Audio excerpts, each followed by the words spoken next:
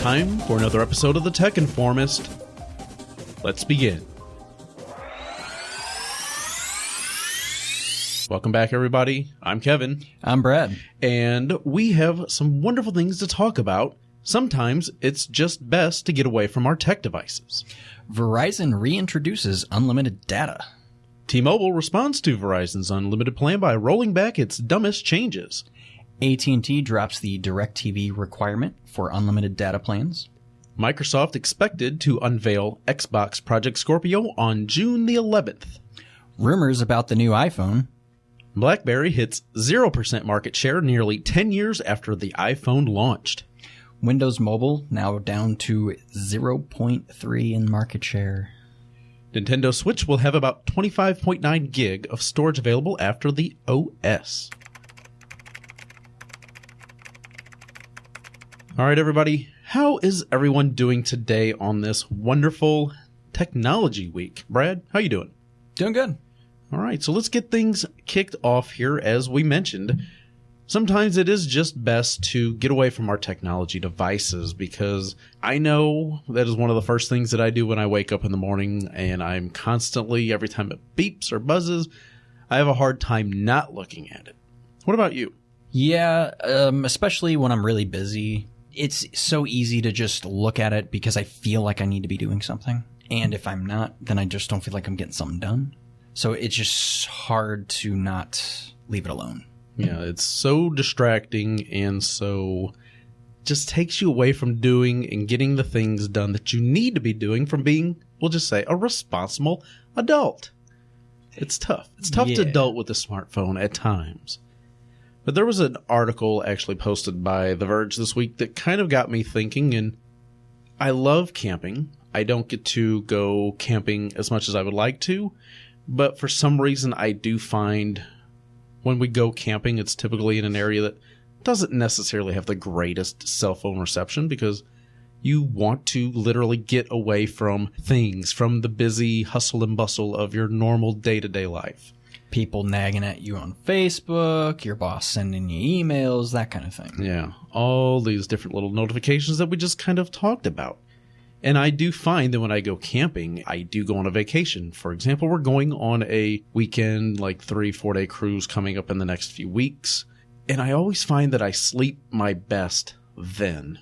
Mm-hmm. And I don't know if it's just because, like they say, that the screens and TVs and stuff like that stimulate your mind so much that it makes it more difficult to go to sleep. You have that fear of missing out. And I put that in air quotes because you want to stay up to date on everything that's going on in the world. And as we know, things just continue to keep on getting better. I don't know if we're really making things great again, but things just keep happening and you kind of want to be able to stay knowledgeable about it in case somebody wants to talk to you about something. You don't want to sound like a complete fool, only a partial fool. It's one thing to kind of like reset your body's internal clock. Mm-hmm. And I don't know what it is, if that is truly kind of the case of why it is that I sleep better camping outdoors on a cruise ship or something like that, because typically we would get those lower level rooms on a cruise ship and, well, no windows. You turn out the light, it's pitch black, other than any like little clock that might be in there, letting you know what time it is, which you don't really care because the ship is 24 hours. You want food, you want drinks, 24 hours. Go do it. Go find something to entertain yourself. The thing that I found interesting, I got my first smartphone, aside from having an iPod before that, by maybe a couple months, in 2010. It was December 2010 because I got the Samsung Focus Windows phone. And it's been hard to peel myself away from those devices up till the point when we had our honeymoon, had the cruise. In order to get on the internet, we had to pay for it. And it's not really something we wanted to budget. So we just was like, nah, screw it. You know? From my experience, cruise Wi-Fi is not cheap. No, but I kind of like that it's expensive. Right, kind of detours you from getting it. Because then it's like, it does not matter what's going on in the outside world. I don't care because I can't get it. So I'm just going to enjoy my time regardless of what terrible things could be happening at home, regardless of all of those things aside. That might make people a little nervous sometimes, but when you realize it's out of your control, it's a little freeing. And I like that a lot. Mm-hmm. And we took a lot of naps on the cruise because, well, I mean, you know, eat some food, take a nap, go swimming, take a nap. It's great. Yeah. As I continue to get older, I keep seeing that meme on Facebook about taking baths and taking showers and going to bed and taking naps. That's kind of the stuff that you didn't want to do as a kid. Yeah. It's stuff you want to do as an adult. You're like, yeah, I'd rather just take a nap right now. I'm kind of tired. So whenever we were on our last cruise back, I believe in 2009, I didn't have a smartphone at the time. I didn't get my first smartphone until late summer of 2010. Android, HTC Desire, that was on US Cellular, which many people might know physically as essentially the Nexus 1. Okay. Basically the same physical device, only it had the touch ball that was on the Nexus 1 was kind of like a clicky button with a little laser thing that read your finger scrolling over it. Huh. Which was kind of cool. But I didn't have that, and I didn't really have an iPod at the time. So there was really just get on the boat, and there you go, I'm done. Mm-hmm. And typically, you know, if I go camping or go on a float trip, phone stays in the car. I don't bother getting it out, because even if you do get a small light signal, it's going to just drain your battery. You might get it out to take some photos, but it's the extent of it. So I take that back. I didn't completely stay away from my device. I just turned all signals off to airplane mode on. But I took lots of photos. And that's different. It's not, I got to check my Facebook. I got to check Twitter. I got to look at my emails. And it's not like take a photo, then I'm going to upload it, then I'm going to hashtag it. It was, I'm going to take a photo, I'm going to put it in my pocket. That's what I now do. I wait till there's a downtime. Oh, now I can upload this thing, because I won't be missing the things that are actually around me that I can physically see. There's actually an episode on the Netflix series that we just watched, Black Mirror. Mm-hmm. And it sort of discusses this premise where we're kind of missing the things that are right in front of our face. And we're so obsessed with recording things. And I kind of want to push back against that a little. I kind of want to be a little different than the crowd, I guess. Yeah, I mean, I will honestly admit, yes, I have taken some video at concerts and stuff like that. Just short little clips, not, I'm going to capture an entire song. And maybe like one, if it's a special thing to be a finale, it's like, this is really cool. I want to capture this to be able to check it out again.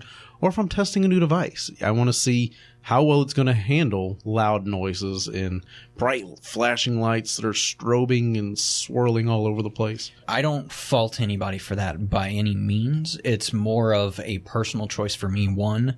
And two, I also do the same thing. There'll be times it's like, oh, wow, everyone is holding up their phone, which is kind of an homage to holding up your lighter now, because everybody has a phone, whereas everybody used to have a lighter, I guess. I don't know. Yeah, and typically you're not going to be carrying, if you're a non-smoker, you're not going to be carrying a lighter.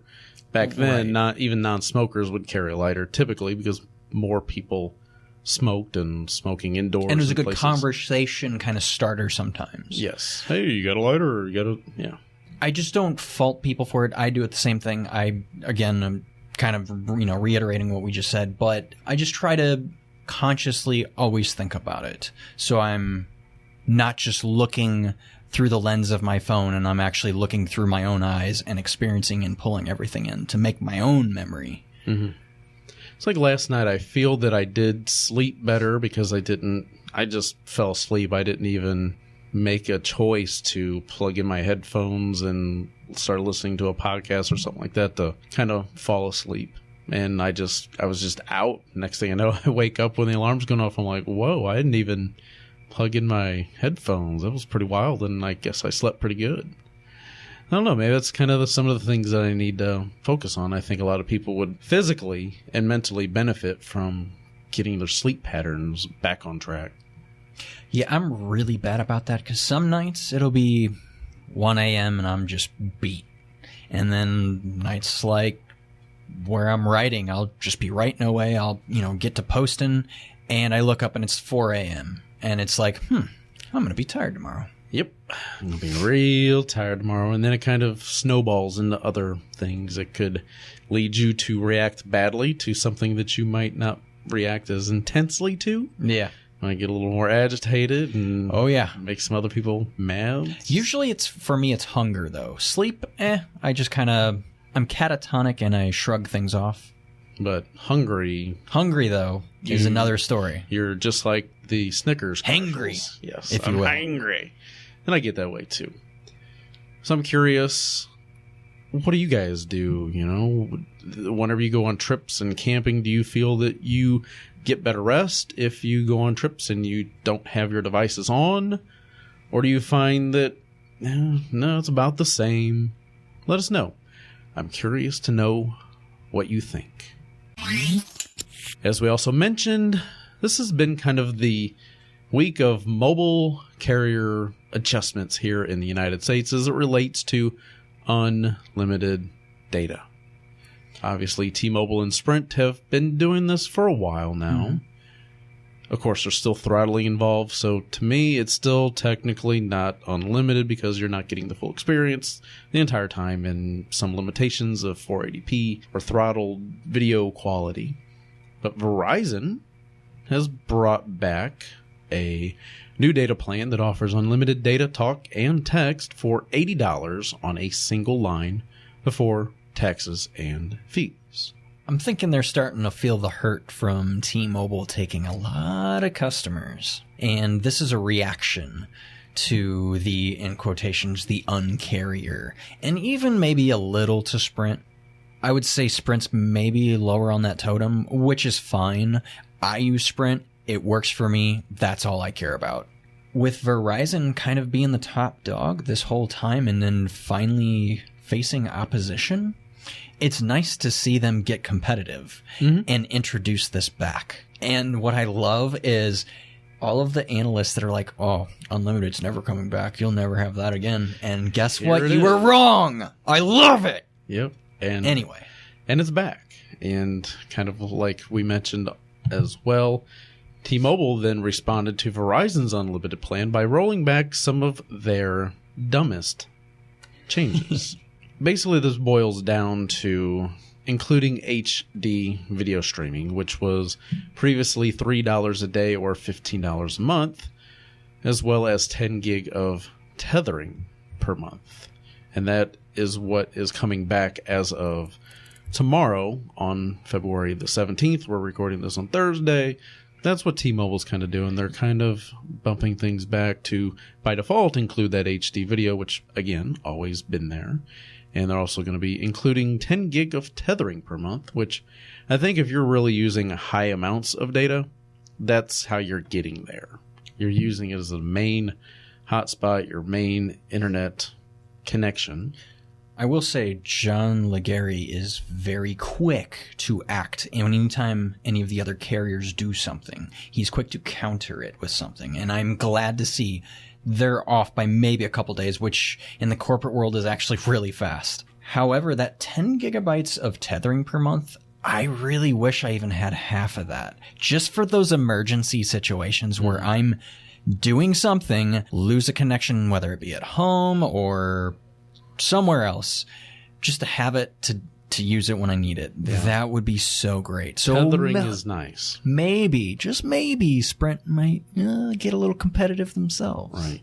So again, I've got AT&T, so I get tethering with mine, and we split like 15 gig of data amongst 4 lines.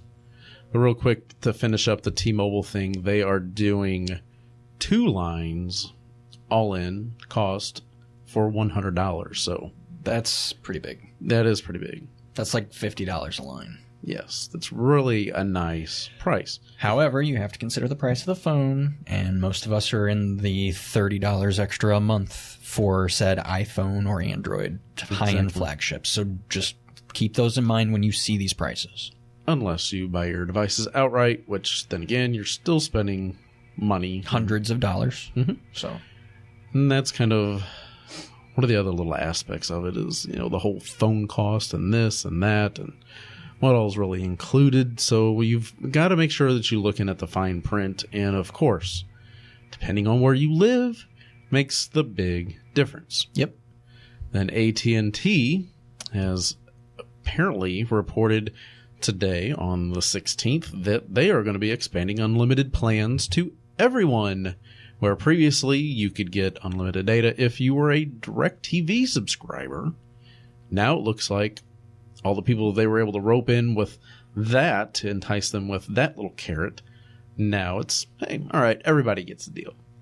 Kind of like, we'll just say DirecTV, if you're a long-time customer, you'll kind of get a little frustrated when you keep getting these mailers at home offering new customers all these fantastic little deals. Yep.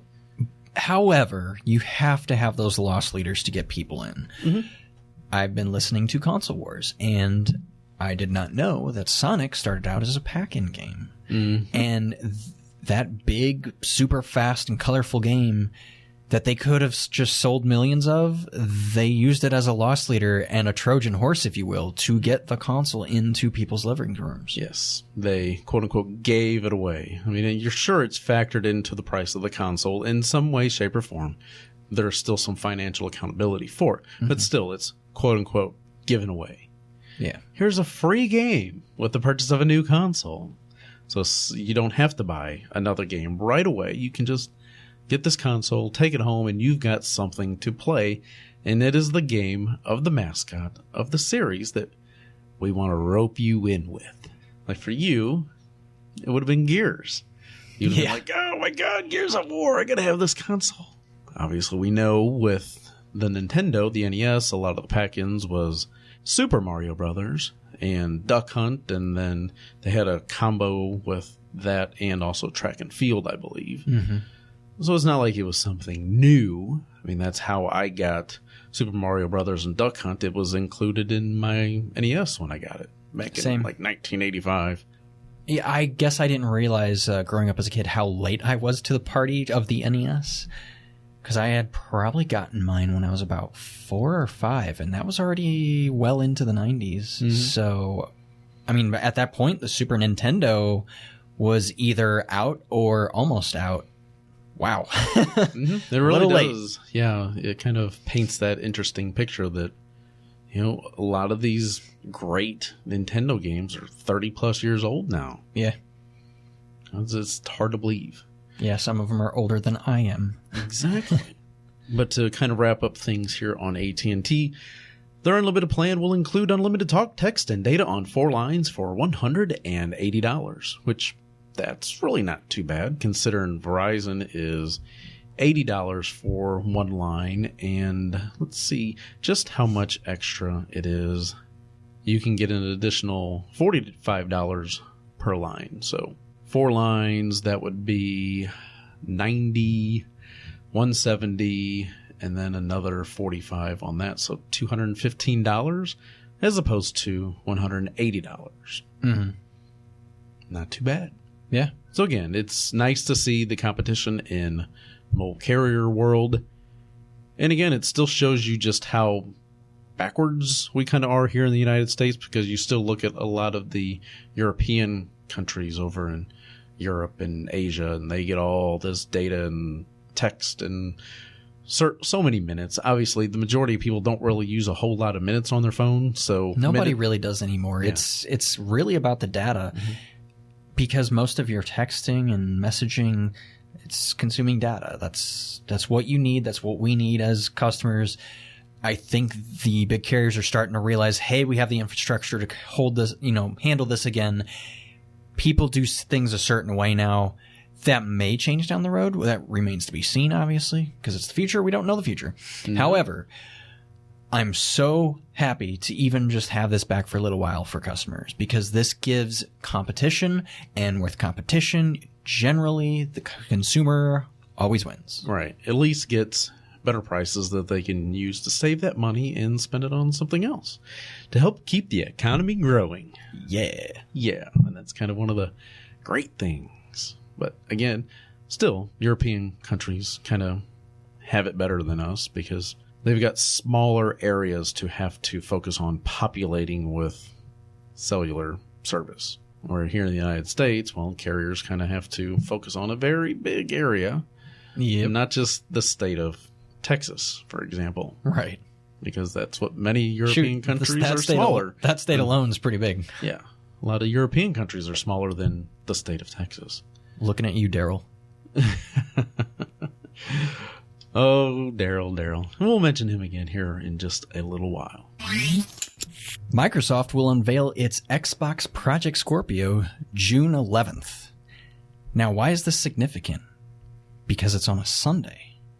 Microsoft always does their E3 press conference on a Monday morning at, well, it'd be 11 o'clock our time, or 11:30, somewhere around there. And I would usually watch it before I go into work. This time I don't even have to wait to go into work. I have to hurry on and get home because I work Sundays. So I'm going to be like, okay, I'm waking up at 6 a.m. I'm going to go into work. I'm going to make sure I am home for this. One way or another, I will watch this. Because you want to know what they're going to announce with Project Scorpio. I just want to... There is some mystique behind teasing a console and not knowing what the heck it looks like. It drives me insane, whether it be a phone, whether it be a console. Oh, the LG G6 is knocking on our doors and I can't stand it. This is going to give them a controlled message for roughly 24 hours, which is kind of unprecedented because usually Sony's right after them. Not the case this year, unless Sony miraculously just changes what they do too, which could I guess happen. But this also makes me think, so Bethesda also announces things on Sunday, and usually it's later that Sunday. So this is earlier in the Sunday. So I'm imagining something big is coming from Bethesda for Scorpio. Potentially, it could be Fallout in VR or Skyrim in VR. Some kind of VR thing, because we already know that Bethesda is pretty buddy-buddy with Microsoft. Right. By evidence of this new high-definition, super large 50-some-odd gig download update for Fallout 4. And I guarantee you they'll talk about that at some point, saying, hey, it's definitely coming to Scorpio, because why wouldn't it? You know, it wouldn't make sense for them. It'd be like trying to run Super Mario Brothers on there. Which, as powerful as this thing has been rumored to be with gigaflops of processing power. Yeah, so to try to put it into the best context, the Scorpio is supposedly supposed to be about 4.5 times faster than the Xbox One currently is. The Xbox One is relatively quick right now. I would say. So to give it the clocking speeds and capabilities beyond that, like times 4 even, is pretty impressive, and I can't wait to witness that, whether it be firsthand at the Microsoft Store or me getting the console eventually. I just really like the idea of Scorpio because it's that half step between a PC and an Xbox. It's for the more hardcore gamer who can't quite afford a PC, but still wants to put a few more bucks towards something that could be as powerful as a PC. I mean, shoot, it's going to be more powerful than mine. Mine's kind of getting a little old here. So. Yeah, I mean, you said on a recent episode yours was getting a little long in the tooth, and it's multiple years old. And I do agree that this Project Scorpio console is going to be definitely for a specific niche audience. This is not going to be something that parents or grandparents are going to buy for their preteen. It's not something they're going to need. True.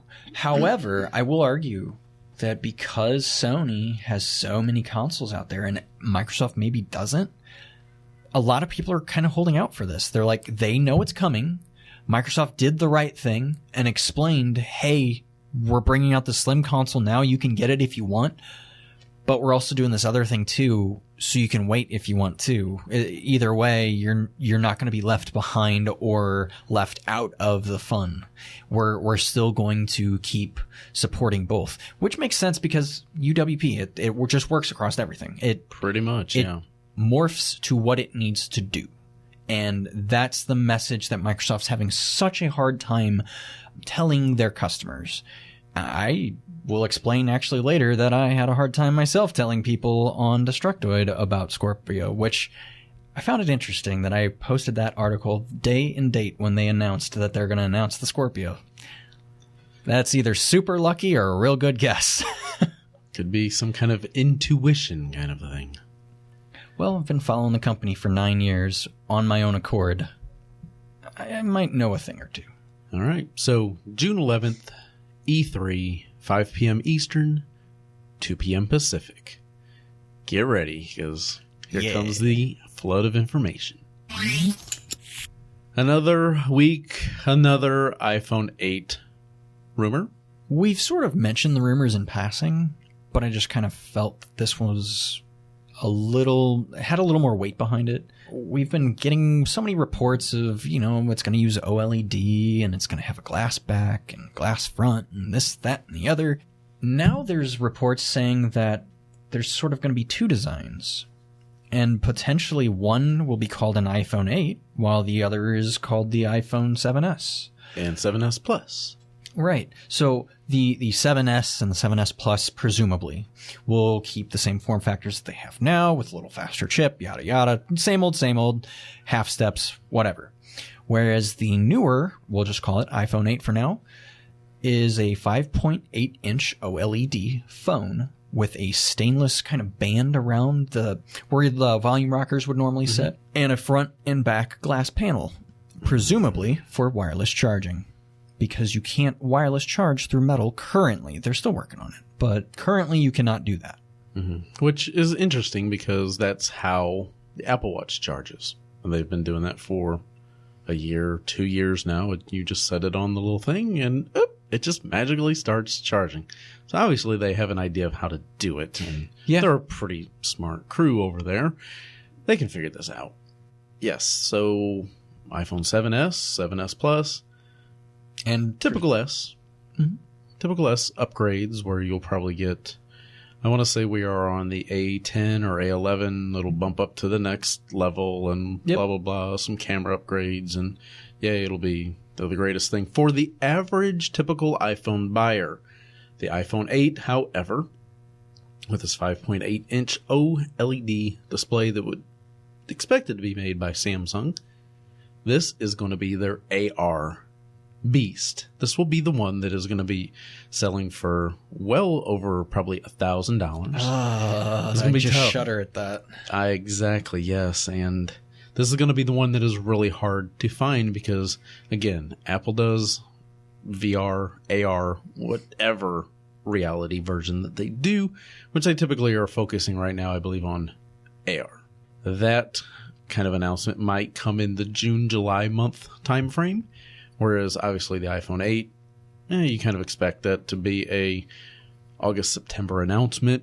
That's historically the case. Is it's announced in September, then released a week or two later. I don't know. Maybe that's what they're timing. I'm not sure what they're going to do this year because this is kind of different. They got the new campus and yada, yada, all this new stuff. Year 10 of the iPhone, really. It's hard to... You're right. It's very hard to say what they will do this year. This year's kind of a wild card. So we'll just kind of keep our listeners in tow and kind of let them know anytime something more substantial comes up. We've been tiptoeing around it for the past couple of weeks. I figured it would be a nice conversation for a brief moment to just acknowledge we know that they're there. It's just been, like you said, it feels like every day there's a new iPhone rumor. It is going to be like that probably for the next couple months. If you really want to keep up to date with a lot of the stuff, I suggest follow Robert Scoble on Twitter or on Facebook at Scobleizer. That is his Twitter handle. He has got some things that he says is embargoed until Mobile World Congress. So I don't know. That Mobile World Congress is just a couple weeks away. I believe it's only like 10 days away from the time that we're recording this. So a little over a week and a half. Mobile World Congress hits. I don't know what big information. I don't know. He's probably got them written.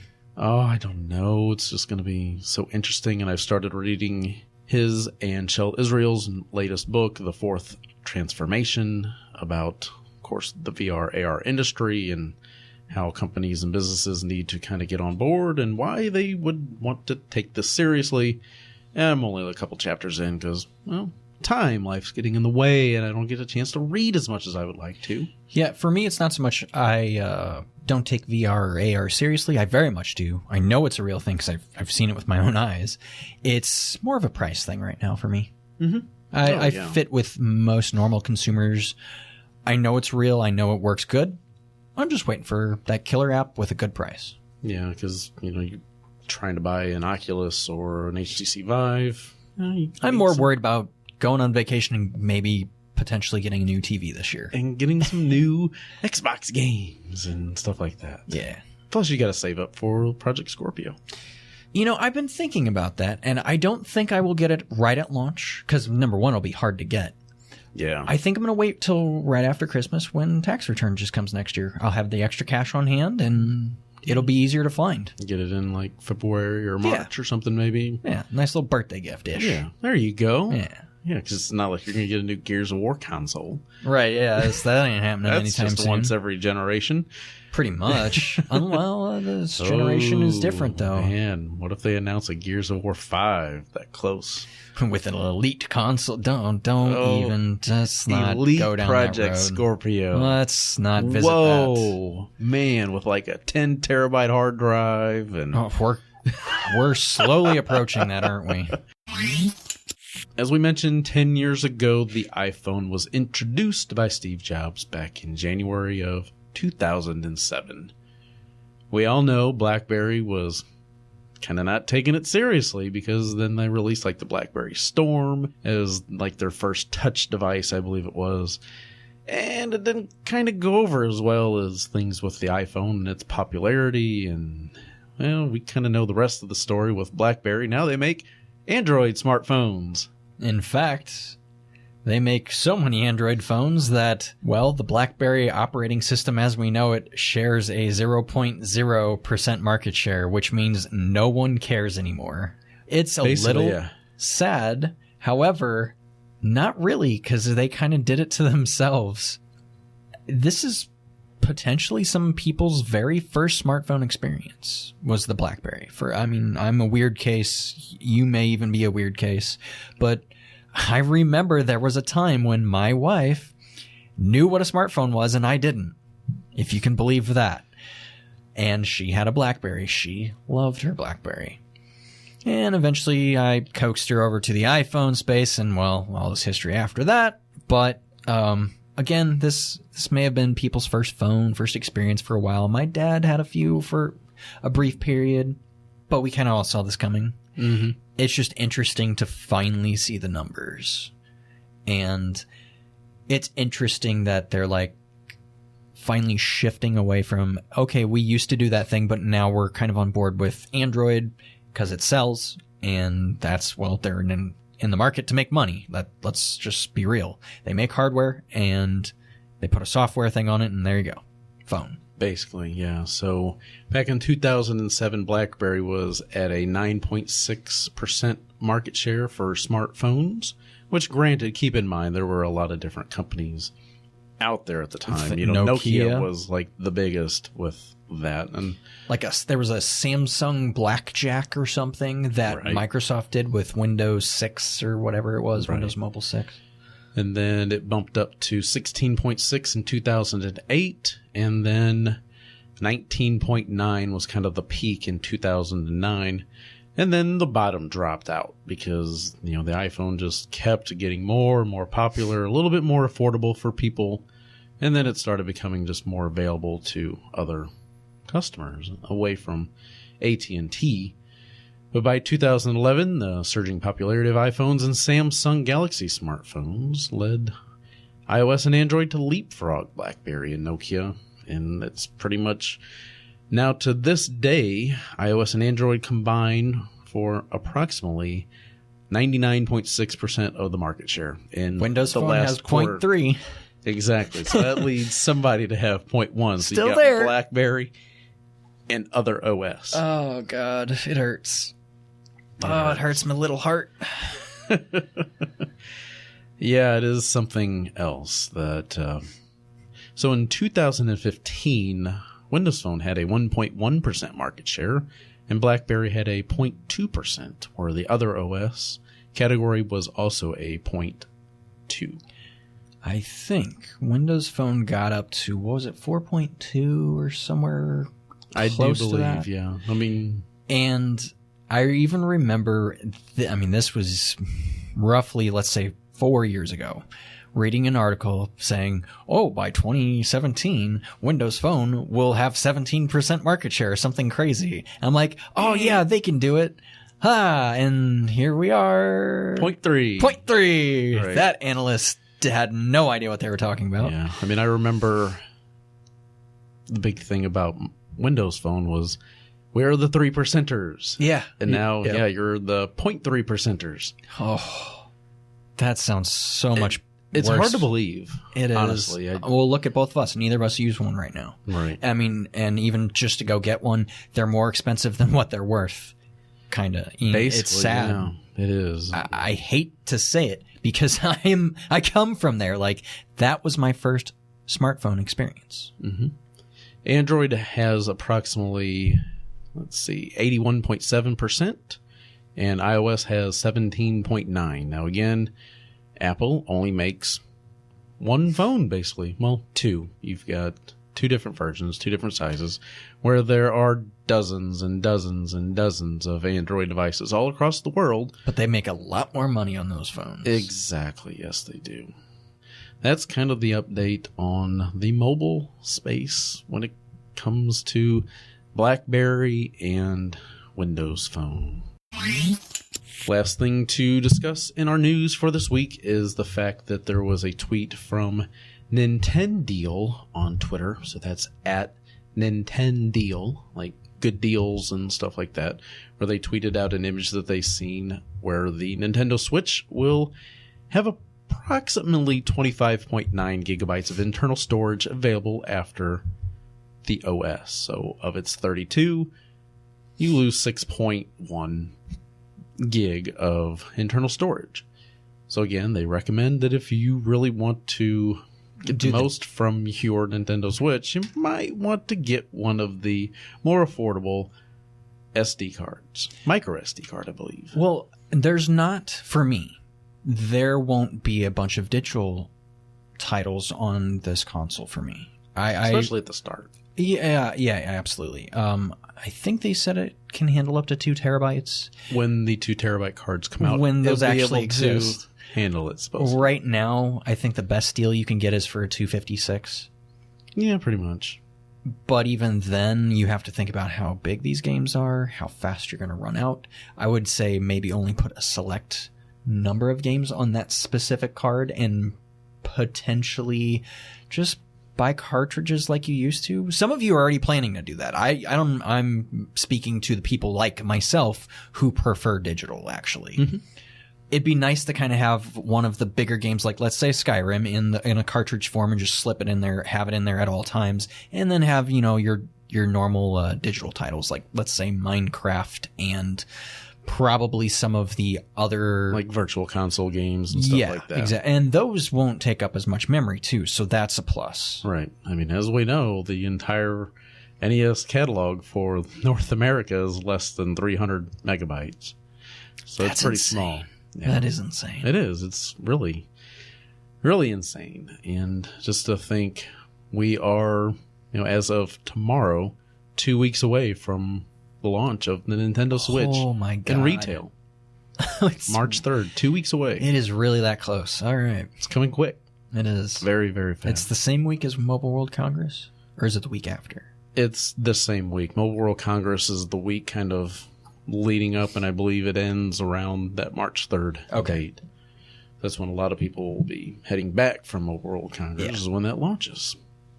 Lucky them. Lucky them, yes. Hopefully they didn't choose the speedy ordery delivery thingy. Yeah, you might as well kind of delay that a little bit.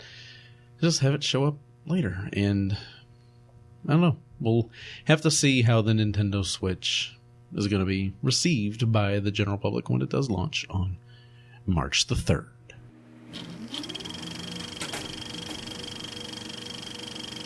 Time for app entertainment and hardware picks. Brad, you've been listening to some audiobooks and writing some blog posts. Please share what you've been up to.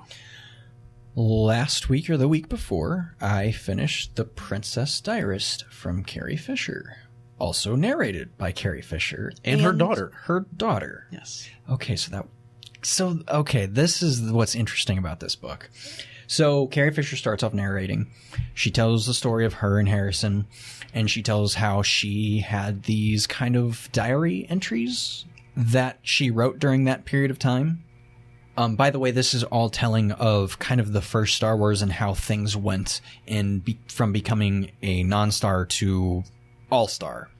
During her diary entry kind of read aloud parts, her daughter reads those parts. And because her daughter's so much younger, it kind of puts you in the mindset of thinking of Carrie Fisher as a younger person when she wrote these. Holy crap. I should just stop writing right now. They are amazing. Some of the things that she wrote at the age of 19 are just incredible. Very poetic, even, if you will. But it is very, very good. And it's only a 5-hour listen. Most of you could probably read faster than that. I'm not one of those people, and nor do I have the time to sit down and read a book, which is why I listen on the go. So, that being said, I highly recommend it if you are a Star Wars fan, especially a Carrie Fisher fan, being as she just passed. This is kind of a good way to get to know her a little better and maybe put to rest a lot of rumors you may have heard, because she straight up tells you. Yeah, that was one thing about Carrie Fisher. She's going to be blunt and honest with you. She's not going to beat around the bush. And that's what I loved about her. Right. She was unlike most women, and she would just straight up tell you, and she would use a few colored words in there that would paint a pretty picture for you. Yeah, I mean, that's kind of what the world needs. We don't need to be sugarcoating things out of fear of hurting someone's feelings. Yep. Oh, you're going to get offended if I actually tell the truth, so I'm going to lie while I'm smiling and Now, there talking. is a difference between telling the truth and just straight up being hateful. Yes, there is. That aside, very much needs to be more truth-telling in the world. Yeah, and you don't have to be so delicate and so easy to offend and take offense to things just because somebody's actually being honest. And I think being criticized and getting some truthful, honest feedback can be very beneficial and actually help a person grow, not only as a person, but also as a professional in whatever kind of line of work that they're doing. Which is why we always love to have feedback from our listeners. We do love that. So this is a book that I would like to get a hold of. And I know there's a couple other ones out there, Wishful Thinking and Shockaholic, that she had also done in years past. Yeah. So I think that would be really good to do. And it's got an average of 4.5 ratings on Audible out of approximately 1,972 ratings. So pretty good reviews. Yeah, I'm going to be honest, I didn't know what to expect because it's been a long time since I've sat down and actually read a book. So listening to a book was nice, especially when it was read by somebody that I actually know. A familiar voice. Yes, and that was very comforting to hear a familiar voice and to know what she's talking about because it's Star Wars, and to know who she's talking about because it's Harrison Ford. Again, really highly recommend it, especially, again, if you are kind of mourning her death recently. Very good book. And speaking of audiobooks, I know you're listening to Console Wars, and I know you're not finished with it. So whenever you do finish it, I definitely want you to be talking about your experience of the book, because we know, I've mentioned it on a past episode, it was fantastic, and I just can't hype it so up I enough. Can't say it's fantastic because that is an understatement. Okay. It is way better than I was expecting, and I am foregoing certain podcasts to listen to it right now. So, and I don't really do that normally. That's got to say something. Yeah. All right, so you've been doing Destructoid posts. First one up, I believe, is called Midnight Snack. I don't remember where I got the idea for this, but it just kind of popped in there. I realized, hey, I'm a gamer. I constantly will, instead of actually eating a meal, I'll just get a snack occasionally, or, you know, some kind of sugary beverage, something to keep me going so I don't have to get up off the couch, actually make something, stop playing. That's the last thing I want to do is stop playing. That's the point of this article. You just want that snack in so you can keep going. I've been doing this sort of thing since, I don't know, I was in my teens. Gamers are always kind of pegged as being, the real big fat chubby guys.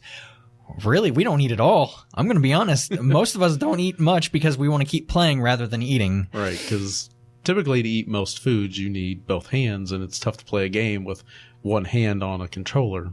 Which is why Doritos and Mountain Dew work sometimes. I hate to fall right into that, but there it is. I even talk about it too, but I kind of go through a few of my snacking things, but I did fail to mention that pizza rolls and pizza are just a hardcore staple of snacking, midnight snacks, leftover whatevers. Goodness.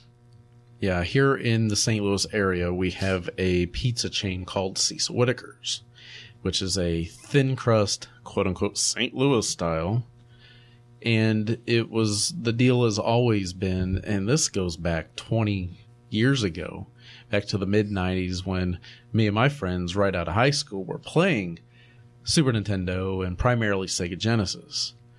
We would order the Cecil Whitaker's pizzas, which an extra large, buy one, get one free. We would each get one and play games and drink soda and eat the pizza. And that was kind of the thing I believe that really, wouldn't say it kind of kicked off with some of this weight gain. I've got about 30 pounds I'd love to. Oh, it definitely is what kind of kicked off the little bit of a weight gain for myself.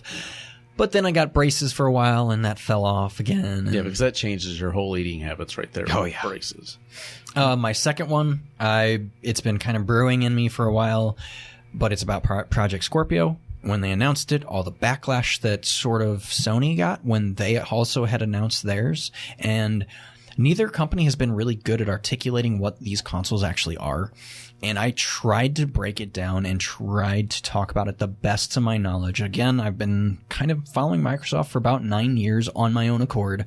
There's no drive money-wise behind it. I liked Microsoft because I liked Xbox, and that's why I started following them.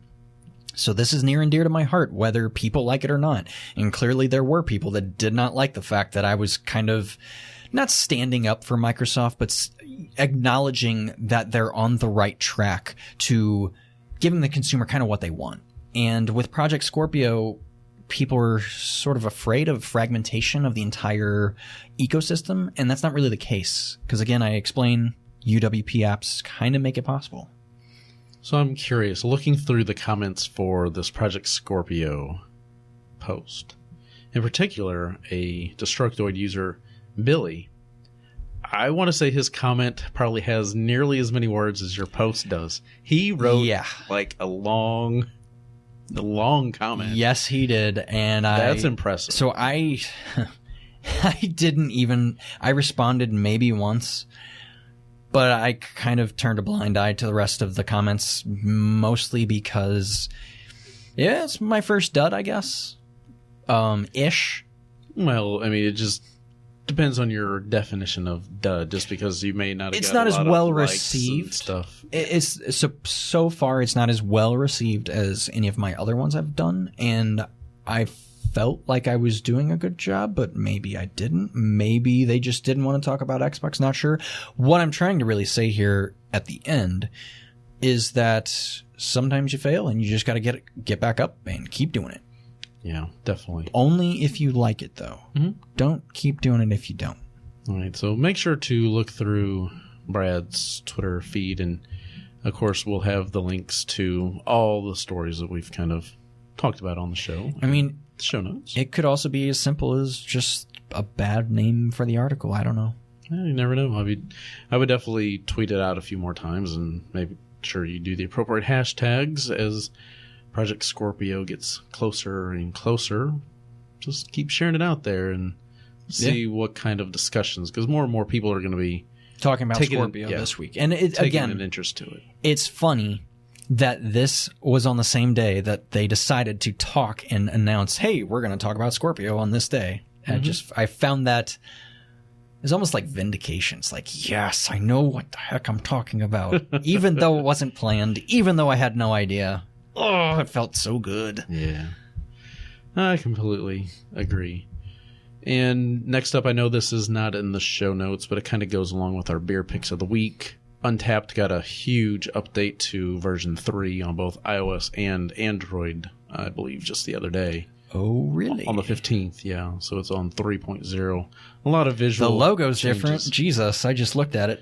Yeah, and I have not really had a chance to play with it too much, so I'm looking forward to really digging into it. I'm just glad to see that it's finally updated, and I like that because it's a good app, I feel, from my experience and just kind of like somewhat keeping up with the beer scene of finding out things that I like, have liked, or would like to try and save lists and meet other people that like specific beers that have the same interests that I do. And I think it's really neat to do. So if you are an Untappd user, make sure you grab that update for version 3 on both iOS. I will say it is vastly different. However, eventually I do think I'll like the changes because they put all of the little tabs at the bottom now, which are much easier to hit with your thumb. Very, yes. All right, so you've got an app in here called Instacart. I do.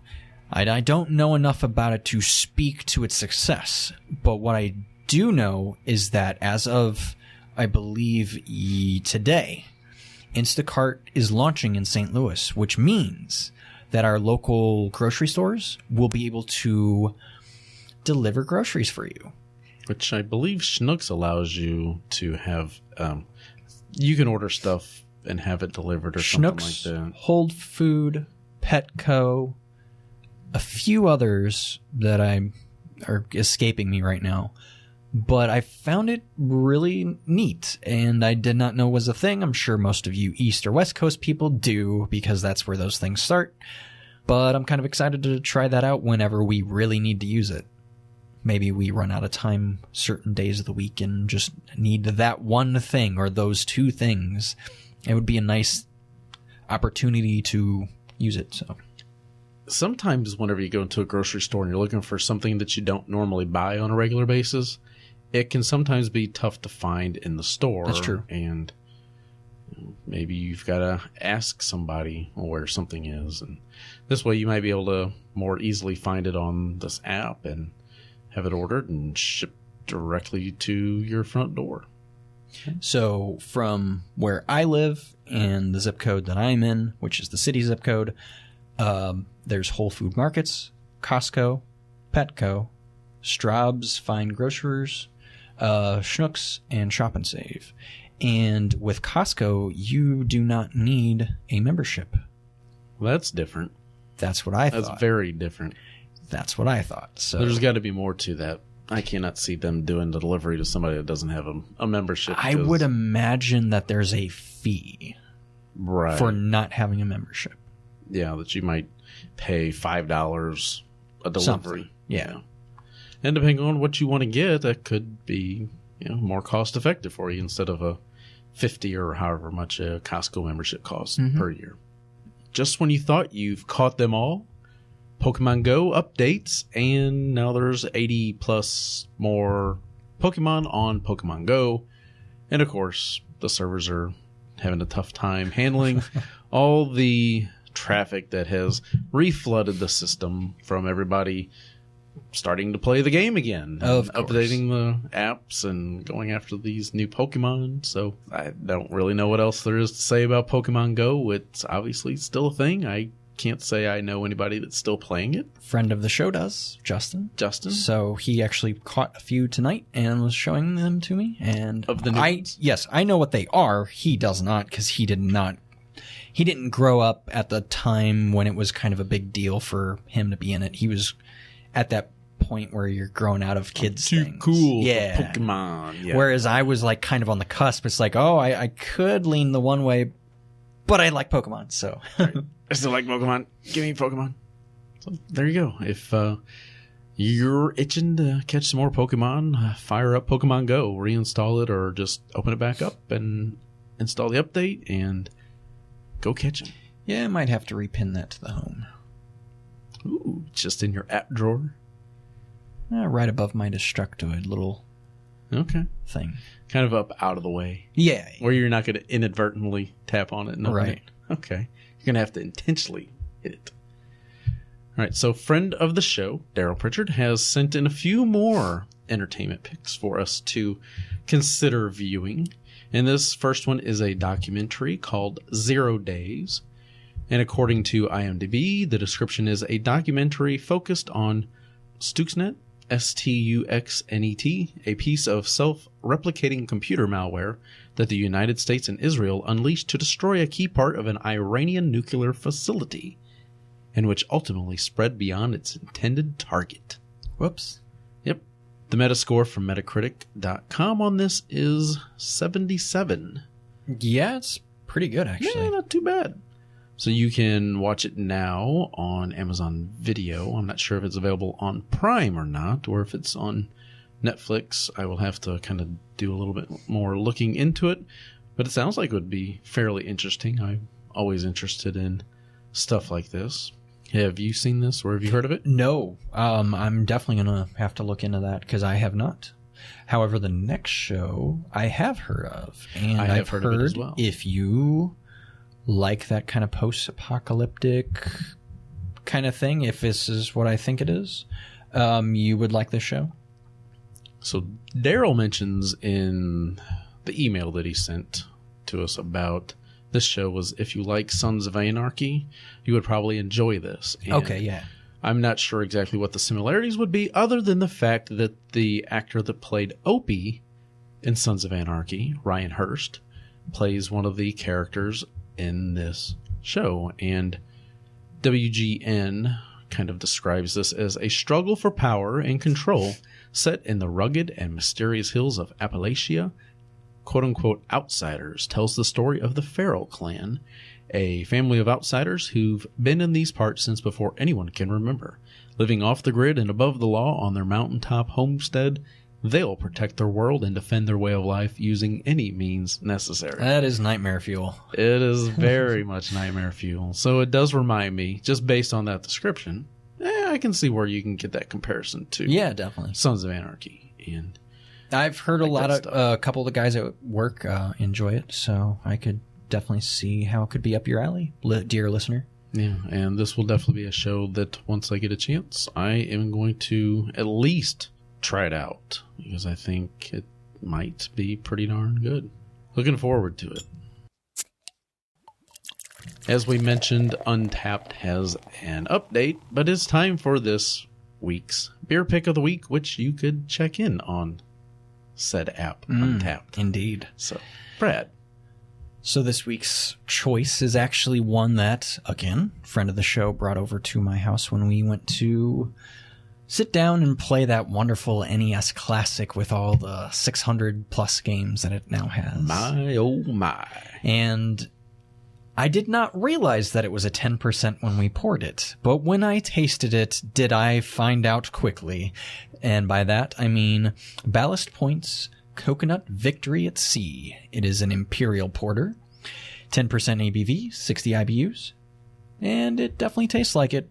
It kind of punches you in the head with all the flavor. There's it's a lot quick, huh? Yeah, there's a lot going on there, but I really do like those dark, heavy beers. I really do like when it has some almost too much flavor, but that's my palate. This may be too much for some people, but if you're up for the challenge, I do recommend it. I gave it a 4.5. It was very good. And its comprehensive rating is 3.96 amongst 23,087 ratings, added on September 20th of 2014. And their description is, our favorite porter with just a touch of the tropics. This Coconut Victory at Sea takes our popular Imperial Porter to another place. We added sweet roasted coconut to our robust porter brewed with coffee and vanilla, perfect complement to this beer's subtle roasty intensity. A favorite at our annual Victory at Sea Day, but it's worth enjoying anytime you need to be transported. And it does just that. Takes you somewhere. Yeah. Takes you to a happy place. It does. Makes you feel all warm and fuzzy inside. Yep. So definitely check out Ballast Point's Coconut Victory at Sea. That does it for this week's episode of Tech Informist. Again, this is episode 165. My goodness, time is we are just marching moving on. right along. Just as Daryl has done the last couple of weeks, if you'd like to send in some app entertainment picks or specific news things that you might like to hear us talk a little bit more about, or hey, maybe you would like to be a guest. Typically we record on Thursday evenings. Kind of thinking anywhere from the 7, 8, 9 p.m. Central Standard Time.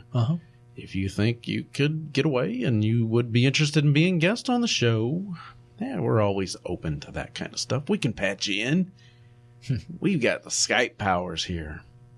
So you can send us an email, contact at thetechinformist.com, or you can hit us up on Twitter at Kevin Orvell or at Holy_Shadows or at TechInformist, and just simply visit the website, techinformist.com. Again, this is Kevin. And Brad. And that does it for this episode. Until we talk again next time, consider yourself informed. We're out. Don't forget to bring a towel.